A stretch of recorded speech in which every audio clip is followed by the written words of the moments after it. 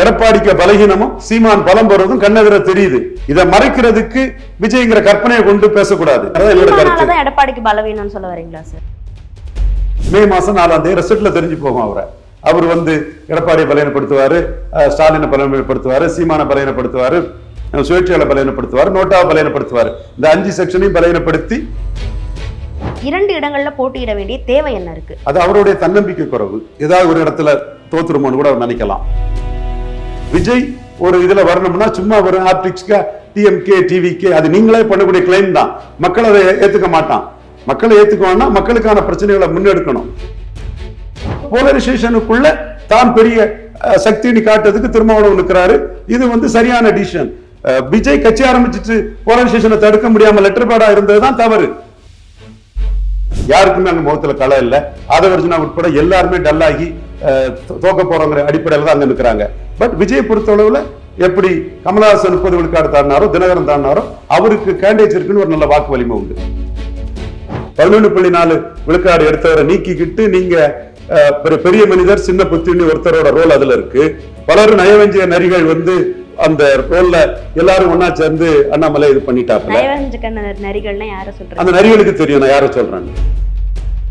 Legend Saravanan நடிக்கும் leader April 3 முதல் உலகமெங்கும். உங்கள் சத்யாவின் full moon sale up to 70% தள்ளுபடி. ஏசி விலை 2ஆம் தேதி முதல் 15% வரை உயர்கின்றது. இப்போது ஏசி வாங்கி பணத்தை சேமியுங்கள். குமுதம் ரிப்போர்ட்டர் நேயர்களுக்கு வணக்கம். இன்று நம்மோடு இணைந்திருக்கும் சிறப்பு விருந்தினர் அரசியல் விமர்சகர் திரு ரவீந்திரன் துரைசாமி அவர்கள். வணக்கம் சார். வணக்கம்மா. நலமா இருக்கீங்களா சார்? நல்லா இருக்கேம்மா. Okay sir. சார், அரசியல் களத்துல எலெக்ஷன் டேட் அறிவிச்சு ஏப்ரல் 23ன்னு சொல்லி தேர்தல் களம் ரொம்ப சூடு பிடிச்சு போயிட்டு இருக்கு. வேட்பாளர்கள் எல்லா கட்சியிலிருந்தும் அறிவிக்கப்பட்டு இன்னைக்கு வேட்புமனு தாக்கல் செஞ்சுட்டு இருக்காங்க. திமுக சார்பில் இருந்து கொளத்தூர் தொகுதியில முதல்வர் மு க ஸ்டாலின் பண்ணியிருக்காரு, பெரம்பூர் தொகுதியில விஜய் அவர்கள் பண்ணிட்டு இருக்காரு, காரைக்குடி தொகுதியில சீமான் அவர்கள் பண்ணியிருக்காரு. வேட்புமனு தாக்கலும் நடந்துட்டு இருக்கு. எப்படி பாக்குறீங்க? எப்படி 4 முனை போட்டி இருக்கும். ஏற்கனவே 3 முனை போட்டி இருந்தது. இப்ப விஜய் அதுக்குள்ள என்டர் பண்றாரு. விஜய் ராமதாஸ்லாம் வந்ததுனால 5 முனை போட்டி. ஓகே, அங்க சிஎம் கேண்டிடேட் இல்லைங்கிறனால நான் டாக்டர் ஐயாவை குறைச்சு மதிப்பிடணும், சசிகலா மேயரை குறைச்சு மதிப்பிடணும் எனக்கு எண்ணம் இல்லை. நாங்குநேரில் வெள்ளத்துறை தேவர் அந்த என்கவுண்டர் ஸ்பெஷலிஸ்ட்னு அந்த புகழ்பெற்ற ஒரு மறவர் சமூகத்தை சேர்ந்த ஒருத்தரை அவங்க கேண்டிடேட்டா போட்டிருக்காங்க. அதே மாதிரி பொள்ளாச்சி இந்த பகுதியிலெல்லாம் தங்களுக்கு விசுவாசமா இருந்தவங்களை கேண்டிடேட்டா போடுறாங்க. அதே மாதிரி வட தமிழகத்திலையும் வன்னியர் சமூகத்தில் தனக்கு விசுவாசமா இருந்தவங்களெல்லாம் சசிகலா மேயர் கேண்டிடேட்டா போடுறாங்கன்னு எனக்கு தெரியுது. டாக்டர் ஐயாவில் தான் நான் தமிழ்நாட்டில் அறிமுகமானவன். அவரை குறைச்சு மதிப்பிடுறதோ, சசிகலா மேயருக்கு எதிராக நான் செயல்பட்டவனாலும் கூட, சொல்லி கோடிப்படையா செயல்பட்டாலும் கூட அவங்க ஸ்டேச்சரை குறைச்சு மதிப்பிடுறதோ என்னோட நோக்கம் இல்லை. அவங்கள்ட்ட ஒரு சிஎம் கேண்டிடேட் இல்லைங்கிறனால 4 முனை போட்டி அவங்கள நான் பதிவு பண்ணாம விட்டுட்டேன். அவங்க பெரிய ஸ்டேச்சர்ல உள்ளவங்க சசிகலா மேயர். டாக்டர் ஐயா ஒரு சமூகத்துக்காக பெரிய அளவு போராடணுங்கிறதும் மறைக்கவோ முடியாத உண்மை. 4 சிஎம் கேண்டிடேட்டை மனசுல வச்சு 4 முனை போட்டின்னு சொல்லிட்டேனே தவிர யாரையும் புறக்கணிக்கணும், யாரையும் கில்லிங் இன் சைலன்ஸ் பண்ணணுங்கிற எண்ண ஓட்டம் எனக்கு கிடையாது. அதனாலதான் சீமான கில்லிங் இன் சைலன்ஸ் பண்ணக்கூடியவங்களே இன்டெலெக்சுவல் டிஸானஸ்ட் பீப்புள்னு நான் விமர்சனம் பண்ணிட்டு இருக்கக்கூடியவன். இப்போ 4 முனை போட்டின்னு சொல்லியிருக்கீங்க சார். 4 முனை போட்டியில எப்படி களம் எப்படி இருக்குன்னு நினைக்கிறேன். இல்ல, அவங்களே நான் மதிக்கிறேன், எல்லாத்தையுமே மதிக்கிறேன். களத்தில் வரக்கூடிய வேல்முருகன் அவர் ஒரு தமிழ் தேசிய அணி சீமானுக்கு போட்டியா பண்றாருன்னா அதையும் நான் மதிக்கிறேன். அப்ப தமிழ் தேசியத்துக்கு ஒரு வேல்யூ இருக்கனாலதான் அவர் அந்த ஒரு அணியை கட்டமைக்கிறாரு. தடா ரஹீம் போன்றவங்களாம் அதுல வேட்பாளராக வர்றாங்கன்னா we must speak about Velmurugan also. So அந்த இடத்துக்குள்ள மெயினா 4 சீஃப் மினிஸ்டர் கேண்டிடேட் இருக்கிறாங்க. அதுல 3 பேர் களத்துக்குள்ள இருக்கிறவங்க. ஒருத்தர் களத்துக்குள்ள புதுசா வரார். நான் இப்ப முதல்ல களத்துல வரக்கூடிய 3 பேர்ல ஜெயலலிதா உயிரோடு இருக்கும்போது சீமான் 1.1 தான் எடுத்தார். 1. இப்போ வேல்முருகன் ரேஞ்சு தான். வேல்முருகன் இப்போ ஒரு எம்எல்ஏ. அது கூட இல்லை 2016 சீமானுக்கு. இன்னைக்கு எடப்பாடி பழனிசாமியை பலகீனப்படுத்தி அவர் 8.2 வந்துட்டார். என்னோட பார்வை மீண்டும் எடப்பாடி பழனிசாமியை சீமான் பலகீனப்படுத்துவார். இந்த இடம் தான் எனக்கும் மற்றவங்களுக்கும் மோதுது. நீங்க கற்பனையா விஜயை கொண்டு இந்த உண்மையை மறைக்க பாக்குறீங்க, நெருப்ப குப்பையை போட்டு அடைக்க பாக்குறீங்க. இதுதான் எனக்கு மற்றவங்களுக்குள்ள அந்த கருத்தியல் மோதலுக்கே காரணம். நான் விஜயை குறைச்சு மதிப்பிடல. விஜய் வரட்டு, அன்டெஸ்டட் நாட் ப்ரூவ்டு, 234 போட்டதை பாராட்டுறேன். எப்படியோ போட்டுட்டாரு, எப்படியோ கத்தம் ஓதனன்னு சொல்ல மாதிரி ஆளை பிடிச்சி எடுத்து இவர் சொல்ற மாதிரி தம்பி சாட்டை துறைமுருகன் சொல்ற மாதிரி எடுத்து தேத்திட்டாரு.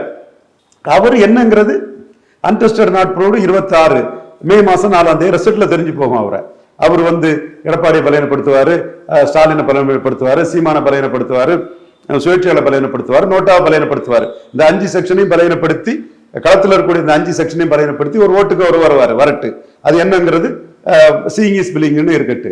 அதற்கிடையில சீமான் எடப்பாடி பழனிசாமியை பலவீனப்படுத்தி வளர்றத விஜய்ங்கிற ஒரு கற்பனை ஏட்டு சுரக்காயை கொண்டு மறைக்கிறத தான் நான் எடுத்து அடிச்சேன். இப்ப நீங்க தெளிவா ஜெயலலிதா உயிரோடு இருக்கும்போது வீரப்பன் கொள்ளக்காரன்னா கருணாநிதிக்கும் ஜெயலலிதாவுக்கு என்ன பேருன்னு வீரப்பனுக்காக கருணாநிதி ஜெயலலிதாவை உயிரோடு இருந்த கருணாநிதி ஜெயலலிதாவை அடிச்சுதான் சீமான் வந்தாரு. 1.1 தான் எடுத்தாரு. எடப்பாடி பலவீனப்படுத்தி 8.2 எடுத்துட்டாரு. இதற்கு மேல 2024 சீமான் வந்து எடப்பாடியை கன்னியாகுமரியில 4வது தள்ளி இருக்கிறாரு. அதுல கூட கொஞ்சம் ஓட்டு வந்தனா கூட தளவாய் சுந்தரத்துக்கு செல்வாக்குல தான் கன்னியாகுமரியில கொஞ்சம் ஓட்டு வந்தது. சோ தளவாய் சுந்தரத்துக்கு செல்வாக்கு நம்ம குறைச்சி மதிப்பிடல, யாரையும் நம்ம குறைச்சி மதிப்பிடுறதோ அண்டர் எஸ்டிமேட் பண்ண வேண்டிய அவசியம் இல்லை. 4 விழுக்காடு வந்து சீமானுக்கு கீழே போயிட்டாரு. இவருக்கு கேண்டிடேட் ரெட்டையில நாம் தமிழர் கீழே போச்சு. அடுத்து விளவங்கோட்டில் ரெட்டையில நாம் தமிழர் கீழே போச்சு.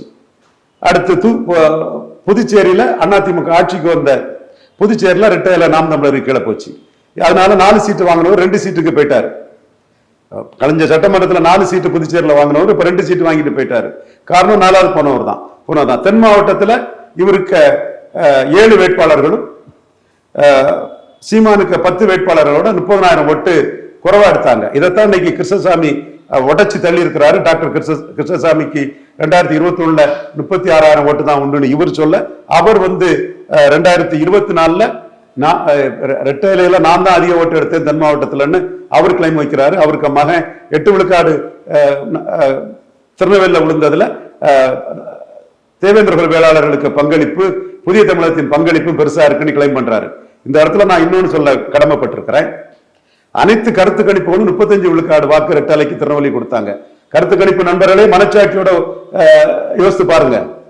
நான் தான் சொன்னேன், திருநெல்வேலி, கன்னியாகுமரி, தூத்துக்குடியில நாடார்கள் விழிப்புணர்வை அடைய செய்து ரெட்டலையை 3 தொகுதியிலையும் டெபாசிட் இழக்க செய்வேன்.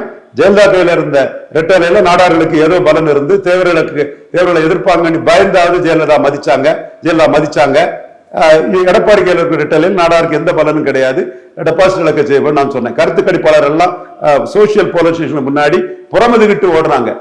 அது பாண்டேனாலும் சரி, ஜேவிசி சிறராமனாலும் சரி, எல்லா கருத்து கணிப்பாளர்களும் திருநெல்வேலியில நான் சொன்ன அந்த இதுதான் பிரிவேல் ஆட்சி நடந்தது. அப்ப இந்த இருக்க களத்துல இருக்கக்கூடிய 3 பேர்ல எடப்பாடிக்கு பலகீனமும் சீமான் பலம் பெறுவதும் கண்ணெதிர தெரியுது. இதை மறைக்கிறதுக்கு விஜய்ங்கிற கற்பனையை கொண்டு பேசக்கூடாது. விஜய் 26 வரட்டு, மே மாசம் அவருக்கு ரிசல்ட் தெரியட்டுங்கிறது என்னோட கருத்து. எடப்பாடிக்கு பலவீனம் சொல்ல வரீங்களா சார்? ஆதாரத்தோடு தான் நான் சொல்றேம்மா, நான் ஆதாரத்தோடு தானமா சொல்றேன்.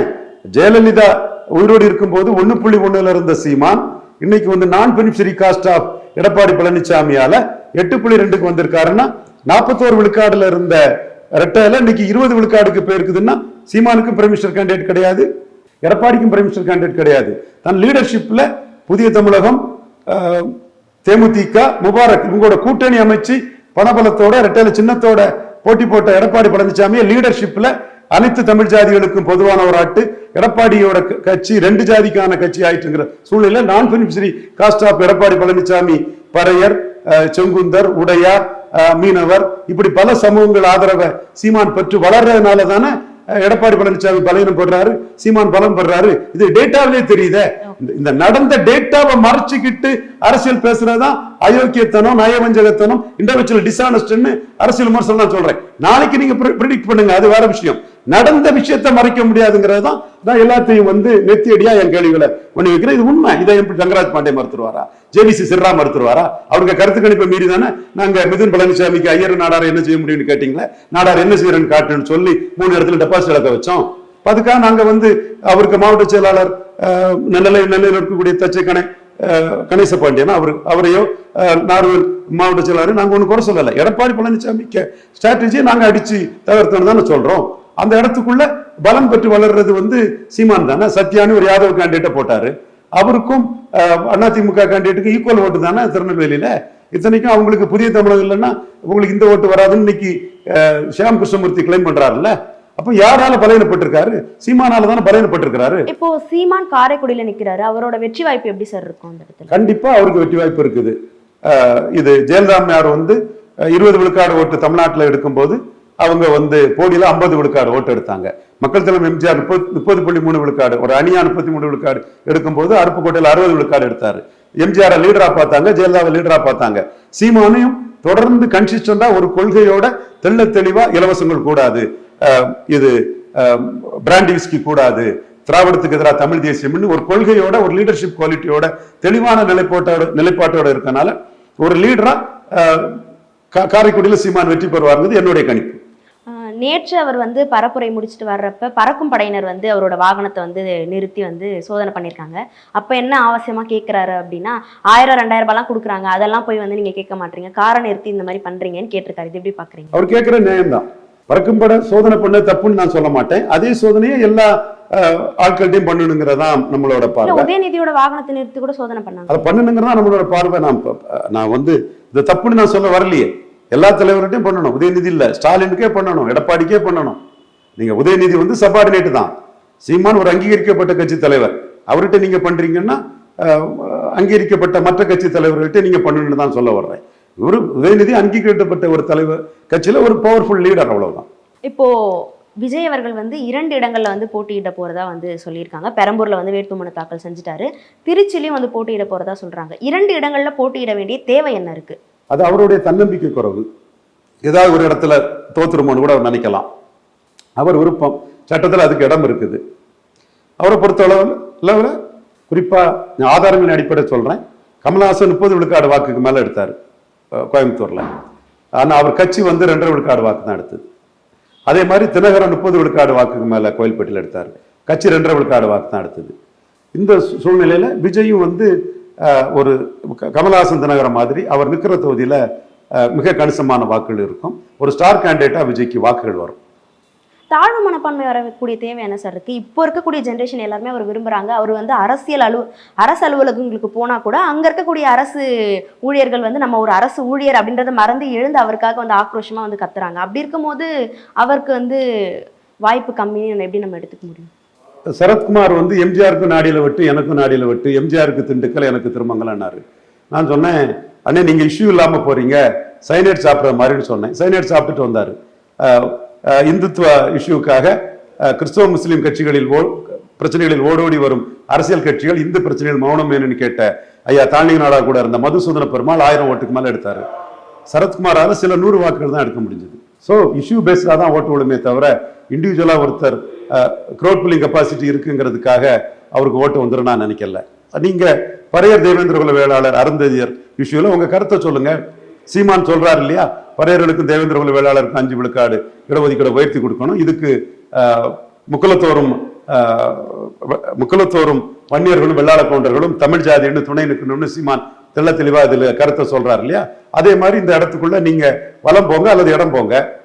வருந்ததியர் பிரியாட் ரெசல்யூஷன் கரெக்ட்னு எடப்பாடி சொல்ற மாதிரி சொல்லுங்க. கலைஞர் அவங்க தெய்வமா அருந்ததியர் மக்கள் கும்பிடுறாங்க. சோ நீங்க அருந்ததியர்களும் பரைய தேவேந்திர குல வேளாளர்களும் உங்க படத்தை பார்த்து ஓட்டு போடுவாங்கன்னு நினைச்சீங்கன்னா அதுல நீங்க பெரிய ஏமாற்றத்தை, சரத்குமார் திண்டுக்கல்ல எம்ஜிஆருக்கு நாடியில விட்டு எனக்கு நாடியில விட்டுன்னு சொல்லி இஷ்யூஸ் எடுக்காம அவர் ஏமாந்து போன மாதிரி நீங்களும் ஏமாந்து போக வாய்ப்பு இருக்குன்னு தான் என்னோட கருத்தா நான் முன் வைக்கிறேன். அதே வேளையில நீங்க இஷ்யூஸ்ல சொன்னீங்கன்னா எந்த இஷ்யூல யாருக்காக நிக்கிறீங்களோ அந்த தரப்பு உங்களை ஆதரிப்பாங்கிறது என் கருத்து. எடப்பாடி இவரு விஜயகாந்த் விருத்தாச்சலத்துல ஏன் வெற்றி பெற்றாருன்னா எங்க அண்ணன் ரஜினிகாந்த் தோத்த இடத்துக்குள்ள, எங்க அண்ணன் ரஜினிகாந்த் தோத்த இடத்துக்குள்ள அவர் ஆதரிச்ச வேட்பாளர் பரையர் வன்னியர் போலரைசேஷனுக்குள்ள தடா பெரியசாமி, ஜெயலலிதா, ரஜினிகாந்த், சங்கராச்சாரியார் எல்லாம் சேர்ந்தும் டெபாசிட் இழந்த ஒரு சூழ்நிலைக்குள்ள விஜயகாந்த் வந்து களத்துல டாக்டர் ராமதாஸை சந்திச்சாரு. சிங்கத்தை தன் குதிரையில சந்திக்கிற மாதிரியே விருத்தாச்சலத்துல நின்னாரு. அடினா அடிக்கிறதுக்கும் வெட்டுனா வெட்டுறதுக்கும் குத்துனா குத்துறதுக்கும் உனக்கு ஆள் இருக்கும்போது எனக்கு ஏண்டா ஆள் இருக்கக்கூடாதுன்னு கேட்டாரு. நாங்க என்ன ஒரிசால இருந்தா வந்தோன்னு அவருக்காக ஏஆர் முருகதாஸ், கள்ளக்குறிச்சியில முருகதாஸ் அவருக்கு திருமணம் தான், அந்த திருமண விழாவில் கேப்டன் விஜயகாந்துக்காக கேட்டாரு. அவர் களத்துக்குள்ள நின்னாரு. ஒரு கலைஞரும் ஜெயலலிதா அம்மையாரும் ஐயா ஐயான்னு ராமதாஸ் காலில் விடுறதை எதிர்த்து களமாடினாரு. ரஜினிகாந்த் தோத்த இடத்துக்குள்ள போல்டா நின்று களமாடினாரு. அவருக்கு ஒரு பேக்கிங் கிடைச்சதுங்கிறத நான் மறுக்க வரல. அப்போ விஜய் ஒரு இதுல வரணும்னா சும்மா ஒரு ஆப்டிக்ஸ்கா டிஎம்கே டிவிகே அது நீங்களே பண்ணக்கூடிய கிளைம் தான். மக்கள் அதை ஏத்துக்க மாட்டான். மக்களை ஏத்துக்குவான்னா மக்களுக்கான பிரச்சனைகளை முன்னெடுக்கணும். எந்த இஷ்யூல நீங்க எப்படி நிக்கிறீங்கன்னு சொல்லணும். இப்ப இலவசங்கள்னா நீங்க அதுல நீங்க குழப்பத்துல இருக்கிறீங்க. இலவசங்களை வந்து அருண்குமார் விமர்சனம் பண்ணாரு. இப்ப 2000 ரூபாய் கொடுத்தா பொருளாதாரம் என்ன ஆகுதுன்னு அருண்குமார் சொன்னாரு. ஃப்ரிட்ஜ்னா பிரிஞ்சு கொடுப்பேன்னு எடப்பாடி சொல்லுவாருன்னு இவரு நாஞ்சில் சம்பத் சொல்றாரு. நீங்க 2500 கொடுப்பாங்கிறாரு. அப்ப சீமானுக்கு கிளியர் கட் வியூ இருக்குது. இலவசங்களுக்கு ஏமாற்றி என் மக்களை ஸ்டாலின், எடப்பாடி, விஜய் ஏமாத்துறாங்க, நான் வளர்ச்சி பாதையை கொண்டு போவேன், இலவசங்கள் கூடாதுன்னு கடன் வாங்கி இலவசம் கொடுக்கறதுனால நாடு வளர்ச்சி கெட்டு போகுதுன்னு சீமான் ஒரு கிளியர் கட் வியூ சொல்றாரு. அதே மாதிரி பாட்டலுக்கு 10 ரூபான்னு நீங்க கரூர்ல போய் பேசுறீங்க. ஆனா பிராண்டி விஸ்கி வேணுமா வேண்டாமாங்கிறதுல விஜய்க்கு நிலைப்பாடு இல்ல. மது பிரியர்கள் வாக்கு போயிருமோ நீங்க நினைக்கிறீங்க. சீமான் வந்து பனம்பால் தென்னம்பால் பிராண்டி விஸ்கி கூடாதுன்னு ஸ்டாலின், எடப்பாடி, விஜய் 3 வரை எதிர்த்து ஒரு நிலைப்பாட்டில் இருக்கிறாரு. இந்த இதுலதான் 1.1 இருந்த சீமான் கமலஹாசன் போன்றவங்களை பலகீனப்படுத்தி வளர முடிஞ்சது. எம்ஜிஆர் ஆட்சின்னு சொன்ன கமலஹாசனை போல்டா பார்ச்சுன் எம்ஜிஆர் ஊழல் பெருச்சாளி, சாராய வரையில கல்வி தந்தை ஆக்கினாரு, முல்லை பெரியார் தமிழர் உரிமையை விட்டு கொடுத்தாருன்னு அடிச்சு சீமான் எழுப்பினாரு. சோ இந்த இடத்துக்குள்ள கிளியர் கட் வியூ வேணும். நீங்க வெறும் சினிமாவை பார்த்தே உங்களுக்கு ஓட்டு போடுவான்னு சொன்னீங்கன்னா அப்படி மக்கள் போட மாட்டாங்க. மக்கள் விழிப்புணர்ச்சி உள்ள கொண்ட மக்கள். இன்னைக்கு திருமாவளவன் காட்டுமன்னார் கோயில் இருக்கிறாரு, பரையர் கம்யூனிட்டியை கன்சால்டேட் பண்றாரு. Very very brilliant decision. என் சகோதரன் திருமாவளவன் இந்த குருஷியல் டைம்ல 2031 மனசுல கொண்டு வெரி பிரில்லியன்ட் டிசிஷனா காட்டுமன்னார் கோயில்ல சிதம்பரம் எம்பியா இருக்கக்கூடிய ஒரு எம்எல்ஏக்கு நிற்கிறாருன்னா அரசியல் களம் வந்து அங்க போலரைசேஷன் தான் வரும். இதைத்தான் நான் விக்கிரவாண்டியில சொன்னேன். எல்லாரும் ரிவைண்ட் பண்ணி பாருங்க. விக்கிரவாண்டியில போலரைசேஷன் வரும்னு சொன்னேன். 1 இயர் பரையர் போலரைசேஷன் வரும்னு நான் தெளிவா சொன்னேன். ஸ்டாலின் 55 விழுக்காடு வாக்கெடுப்பாருன்னு சொன்னேன். 63க்கு போயிட்டாரு. பாமக மாம்பழம் 25 விழுக்காடு ஐயாவும் அன்புமணியும் எடுப்பாங்கன்னு சொன்னேன். அவங்க 29க்கு போனாங்க. அப்ப சீமாங்கிட்டே சொன்னேன் போலரைசேஷன் தான் நடக்கும், முடிஞ்சா போலரைசேஷனை தடுத்து பாருங்கன்னு சொன்னேன். நான் எப்படி போலரைசேஷனை தடுக்கிறதுன்னு கேட்டாரு. நீங்க தடுக்கிறீங்களோ இல்லையோ களத்துக்குள்ள சுத்த வீரனா ஒன்னையாட அடிக்க சொன்னேன், பறையதான அடிக்க சொன்னேன்னு கேட்கறதும் சரி, கோனேரிக்குப்பம் கோட்டை, கோனார் கோட்டை நீங்க சொல்றதுனாலும் சரி, அது வீரப்ப என்கவுண்டர் சரின்னு இப்ப சொல்லிடுவேன்னு கேட்கறாலும் சரி, போலரைசேஷனை உடைக்கிறதுக்கு உங்களால முடிஞ்ச இதை நீங்க செய்றீங்க. அந்த அடிப்படையில் நீங்க களத்தில் நிற்கிறது பெருமைன்னு நான் சொன்னேன். இவரு விஜய் களத்துக்குள்ளே வரல. இப்ப போலரைசேஷன்ல கோட்டை விட்டுட்டாரு. நீங்க திண்டுக்கல்ல எம்ஜிஆர் வந்த மாதிரி கரூர்ல நீங்க கூட்டத்தை சேர்த்த மாதிரி விக்கிரவாண்டில கூட்டத்தை சேர்த்திருக்கணும். இப்ப அதே விக்கிரவாண்டி பொலிட்டிக்ஸ் வந்து வட தமிழகத்துக்குள்ள ஃபுல்லா வர்றதுக்கு போலரைசேஷனை மெயின் பண்ணி திருமாவளவன் வந்து காட்டுமன்னார் கோயில்ல களத்துக்குள்ள இறங்குறாரு. அவரோட டிசிஷன் நல்ல டிசிஷன் கரெக்ட் டிசிஷன். ஆனா 3 சிட்டிங் எம்எல்ஏக்கு இப்ப வாய்ப்பு கொடுக்கலையே சார். அது அவர் கட்சி முடிவு. அவர் கட்சியில என்னைக்கு எப்போ வாய்ப்பு கொடுக்கணுங்கிறது அவர் முடிவு பண்ணுவார். தென் பிரேமலதா அம்மையார் வந்து 6 நாயுடுகள் கேண்டிடேட்டை போடுறதும் ஒரு போலரைசேஷனுக்கு ஒரு பிளஸ் தான். நீங்க வந்து 2021 அவங்க அரவலுக்காடு தான் எடுத்தீங்கன்னு சொல்றீங்க. நான் சொல்றேன் 2024 2.7க்கு வந்துட்டாங்க.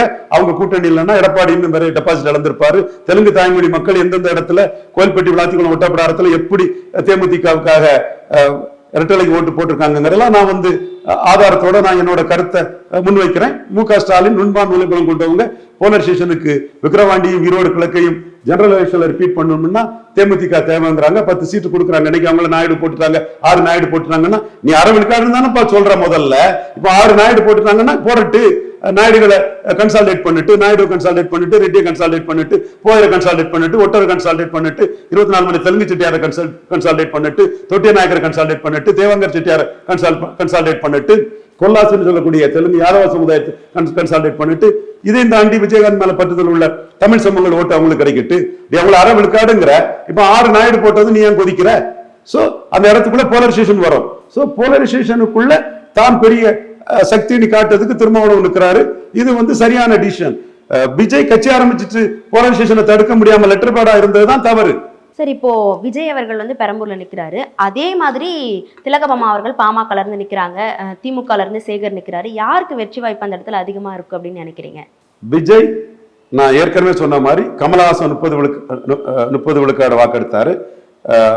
இது மக்கள் நீதி மையம் 2.5 தான் எடுத்தது. தினகரன் 30 விழுக்காடு தாண்டினாரு. அமமுக 2.5 தான் எடுத்தது. அதே மாதிரி விஜய்க்கு கட்சி வந்து இந்த இடத்துக்குள்ள ஒரு மோசமான ஒரு பின்னடைவை சந்திக்கிறதுக்கு வாய்ப்பு இருக்குன்னு நான் கருதுறேன். காரணம் கூட்டணின்னு ஒரு பெரிய ஆஸ்பிரேஷன் கொடுத்துக்கிட்டு தனிச்சுன்னு சொல்லும் போது கோடிகளை செலவழிக்கலாம்னு நினைச்சோம், லட்சங்களை கூட செலவழிக்க மாட்டான். இது 2016 விஜயகாந்துக்கு 60 சீட்டு 40 விழுக்காடு பலம் கொண்ட அணில கிடைக்க போகுதுன்னு சொன்ன போது அதுல MLA Vijayakanth deputy chief minister எல்லாம் இருந்தவங்க அது இல்லைன்னு சொல்லும் போது லட்சங்களை கூட செலவழிக்கல 2.5 விழுக்காடுக்கு போயிட்டு அதே மாதிரி 2021 தினகரன் அதிமுக கூட்டணிக்கு வந்துருவாரு, ஒட்டகம் கூடாரத்துக்குள்ள தலையை நுழைச்ச மாதிரி அவர் கட்சியை பிடிச்சிருவாருன்னு சொல்லும்போது, தனிச்சு போட்டியிடும் போது அவங்க சோர்ந்து போய் இது பண்ணாங்க. வேலு கார்த்திகேயன் போன்றவங்க கொஞ்சம் இது பண்ணாங்க, தேர்போய் பாண்டியன் போன்றவங்க பண்ணாங்க. அவங்களுக்குள்ள கேண்டிடேட்டா இன்னைக்கு வந்து தினகரன் இன்சூர் பண்ணி கொடுத்திருக்கிறாரு. அது தினகரன் தன்னை கூட நின்னவங்களை என்டர்டெயின் பண்ணக்கூடிய ஒரு அம்சம் சகோதரர் தினகரன்ட்ட இருக்குது. பட் அந்த இடத்துக்குள்ள கூட்டணி நினைச்சுக்கிட்டு தனிச்சு போட்டி போகும்போது ஒரு பின்னடைவு சந்திச்சது. அதே பின்னடைவு வந்து இன்னைக்கு மக்கள் நீதி மையத்துக்கு இருக்கதா தான் நான் கருதுறேன். யாருக்குமே அங்க முகத்துல களை இல்லை. ஆதவர்ஜனா உட்பட எல்லாருமே டல்லாகி தோக்க போறவங்க அடிப்படையில் தான் அங்க நிற்கிறாங்க. பட் விஜய் பொறுத்தளவுல எப்படி கமலஹாசன் 30 விழுக்காடு தாண்டினாரோ, தினகரன் தாண்டினாரோ, அவருக்கு கேண்டிடேட்ஸ் இருக்குன்னு ஒரு நல்ல வாக்கு வலிமை உண்டு. வெற்றி பெறுவாரா இல்லையாங்கிறத தேர்தல் முடிவுல பார்க்கலாம். இப்போ மோடி அவர்கள் வந்து புதுச்சேரிக்கு ஒரு நிகழ்வுக்காக வராரு, அது முடிச்சுட்டு இங்க சென்னை வர்றதா இருக்காரு. ஆனா அவரை போய் வரவேற்கிறதுல வந்து அண்ணாமலையோட பேர் இருந்திருக்கு, அவர் போய் வரவேற்காம இருந்திருக்காரு. என்ன காரணம் சார்? அண்ணாமலையை பொறுத்தளவுல அதிருப்தி இருக்குது. அந்த அதிருப்தி வந்து ஒரு வகையில பாஜக அண்ணாமலையே நீக்கிக்கிட்டு, ஒரு பெரிய லீடரே நீக்கிக்கிட்டு, 18 விழுக்காடு ஓட்டுக்கு ஒரு ஹீரோவா இருந்தவரை நீக்கிக்கிட்டு, 11.4 விழுக்காடு எடுத்தவரை நீக்கிக்கிட்டு, நீங்க பெரிய மனிதர் சின்ன புத்தினி ஒருத்தரோட ரோல் அதுல இருக்கு. பலரும் நயவஞ்சிய நரிகள் வந்து அந்த ரோல்ல எல்லாரும் ஒன்னா சேர்ந்து அண்ணாமலை இது பண்ணிட்டாப்ல. நரிகள்னா யார சொல்றாங்க? அந்த நரிகளுக்கு தெரியும் நான் யார சொல்றேன்னு இருக்கிறாங்க. சோ இந்த இடத்துக்குள்ள அண்ணாமலை தன் அதிருப்தியை காட்டுறாரு. இது பார்லிமெண்ட் எலெக்ஷன், மோடிக்கு முக்கியமான எலெக்ஷன் இல்ல. இப்படி சட்டமன்ற எலெக்ஷன் எப்படி ஐயா எடப்பாடிக்கு முக்கியமான எலெக்ஷன் இல்லைன்னு மோடி டீச் பண்ணாரோ, அதே மாதிரி அண்ணாமலை வந்து 29 மோடி பிரதமர் எலெக்ஷன்ல தன் முழு சக்தியை காட்டுறதுக்கு முயற்சி பண்ணலாம். இப்ப இதுல நம்ம அந்த அளவுக்கு ஒன்றும் ஆக்டிவா இருக்காண்டாங்கிற என்ன ஓட்டம் அண்ணாமலைக்கு இருக்கலாம். லெஜண்ட் சரவணன் நடிக்கும் லீடர் ஏப்ரல் 3 முதல் உலகமெங்கும். உங்கள் சத்யாவின் full moon sale up to 70% தள்ளுபடி. ஏசி விலை 2ஆம் தேதி முதல் 15% வரை உயர்கின்றது. இப்போது ஏசி வாங்கி பணத்தை சேமியுங்கள்.